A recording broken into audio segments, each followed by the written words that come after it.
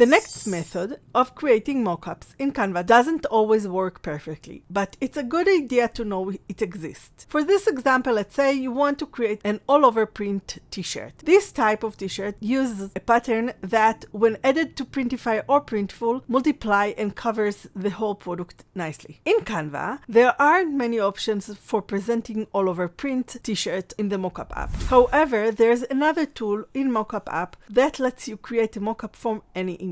Add the image you want to change to the canvas, then click on Edit and find the Mockup app. When you open it, you will see all the mockups Canva created for you. But there's also a button at the top to create a mockup yourself. Click it, and after a minute, you'll get a few options, up to 4, depending on the original image. You need to choose the one that converted the right part you want to create a mockup for. In this example, it should be the t-shirt in the image. After you choose it, you can grab any image and it will convert to fill the mockup. When you click Edit, you can change the position of the image you're using to fill the mockup. And at the top, you have some other tools to change the position and the transparency of the full image. However, you'll notice this isn't always perfect. Let's look at some options and why it might not work as well the first time. There are some limits when you use this tool. You can only make the image of the whole mockup bigger or smaller and adjust the transparency. You can't remove the background or crop the image. Another limitation is that this tool doesn't work with pro images, only free images or ones you upload yourself. A workaround is to find an image from the Element tab, download it, and then upload it again. This way, Canva won't recognize it as a pro element. I believe the image owner still gets a small payment when you download it. If you want to remove the background or make any changes to the image, do so before you download and re-upload it. The Mockup tool will only edit the image itself and ignore any other edits you made before using it. So the image needs to be ready from the start. For my tests with this tool, if the product image has too many shadows or wrinkles, it won't transfer well. You have two options. Either avoid images with shadows or wrinkles, or use the Magic Erasing tool. You can find it in the Edit tab to remove some of them and make the image flatter. Then download it and upload again. Some wrinkles and shadows can stay, but you'll have to test and adjust until you find the right balance. If the Mockup tool doesn't select the object you want, try cropping the image,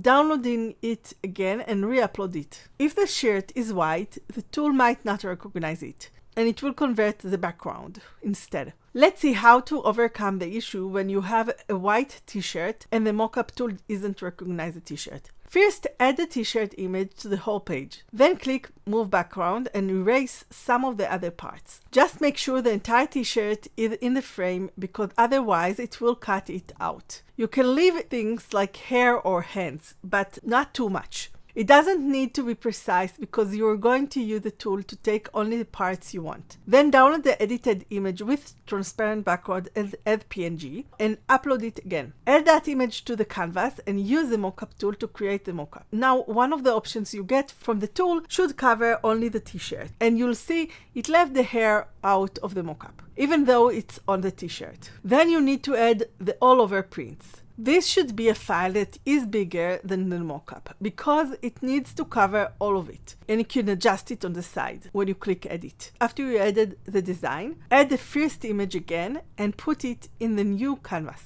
Then add the image with the mockup design on top of the first image. If you line them up correctly, the design will blend into the t-shirt. Match both images so no one can tell there's two layers. If the image looks flat, you can reduce the transparency of the top image, the one with the mockup design, to around 80%, and it will blend better. I also did some testing with bottle to see if I could use it for the whole sticker on the front of the bottle. I cropped the bottle before downloading the image. You can test different colors of juice, or you can test different ways to do the same thing, but this is the basic. My suggestion is that when you use a very unique way of printing or unique product, just use the mockup from Printify or Printful and blend it into mockup in Canva. I'll show you how to do that next. Like and subscribe, and I'll see you next time.